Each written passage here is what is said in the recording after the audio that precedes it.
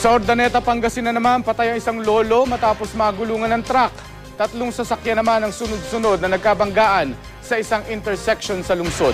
Makibalita tayo kay Roland Umangay ng GMA Dagupan.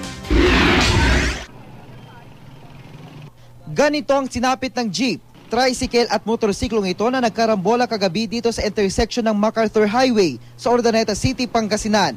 Ayon sa pulisya, unang nabangga ng pampasaherong jeep ang sinusundang motorsiklo na nabangga naman ang tricycle sa unahan.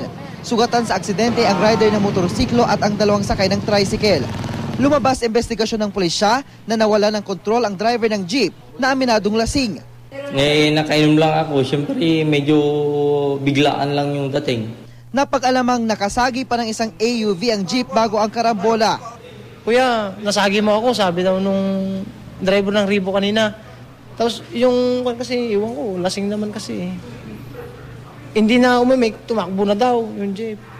Inihahanda na ang kasong isasampa laban sa driver ng jeep. Kagabi rin sa Urdaneta, nadisgrasya sa barangay Kabaruan ang isang nagbibisikletang lolo na 76 na taong gulang. Ayon sa mga kaanak ng biktimang si Valerio Pico, tumigil siya sa gilid ng kalsada dahil may paparating na mini-dump truck. Tumigil na yung tatay ko. Tapos bababasa na siya. Sakto naman na yung left side ng manibela na sagi ng truck. Nagulungan ng truck ang biktima na agad binawian ng buhay. Sumuko naman sa pulisya ang truck driver na si Joplin Macabitas na napag-alamang walang lisensya. Pero hindi naman mabilis masyado yung sakyan. Parang nakasado yung stop na ako noon. Hindi ko naman po kagustuhan na gano'n nangyayari. Ang disgrasya naman po yun. Nahaharap ngayon si Macabitas sa kasong reckless imprudence resulting in homicide. Roland Umangay, Nagbabalita, Pilipinas.